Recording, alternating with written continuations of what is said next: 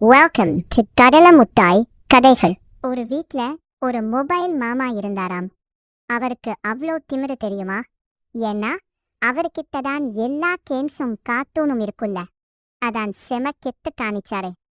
அந்த வீட்ல சின்னொன்னு ஒரு அண்ணாவும் நின்னொன்னு ஒரு பாப்பாவும் இருந்தாங்க.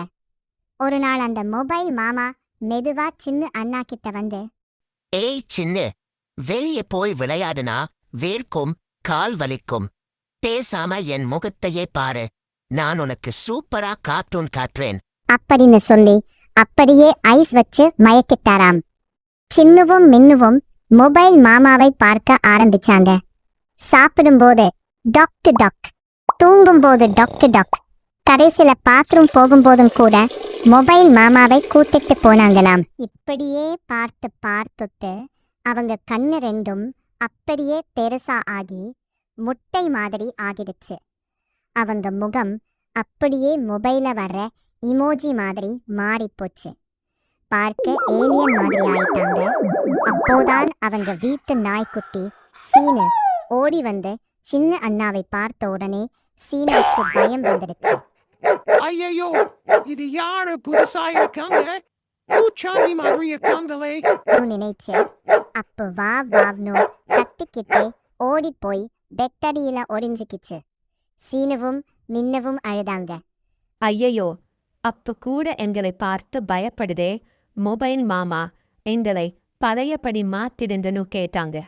ஆனா அந்த மொபைல் மாமா என்ன சொன்னாரு தெரியுமா? ஹாஹா, முடியாது. இனிமே நீங்க என் கூடவே பெட்டிக்குள்ளதான் இருக்கணும் சொல்லிட்டாரு. இதை கேட்ட உடனே ரொம்ப பயந்துட்டாங்க. ஆனா நம்ம மின்ன பாப்பா சேம் புத்திசாலி. அவளுக்கு ஒரு ஐடியா வந்துச்சு. வேகமா ஓடி போய் சார்ஜரை டக்குன்னு பிடுங்கி மொபைல் மாமாவை தூக்கி ஒரு பழைய பீரோக்குள்ள வச்சு போட்டுட்டா. அப்புறம் 2 பேரும் ஓடிப்போய் வெளிய கார்டன்ல விளையாடினாங்க. சீனு கூட சேர்ந்து பால் போட்டு விளையாடினாங்க. செடிக்கு தண்ணி ஊத்துனாங்க. ஜாலியா காத்துல ஓடினாங்க. கொஞ்ச நேரம் கழிச்சு வந்து கண்ணாடி முன்னாடி நின்னு பார்த்தா வாசி. அவங்க முட்டை கண்ணி எல்லாம் மறைஞ்சு பழையபடி அழகான குட்டி பாப்பாங்களா மாறிட்டாங்க. குட்டீஸ், என்னை கொஞ்ச நேரம் மட்டும் யூஸ் பண்ணுங்க. ரொம்ப நேரம் பார்த்தா நானும் வேற ஏலியனா மாத்திருவேன். வெளியில போய் நல்லா விளையாடுங்க.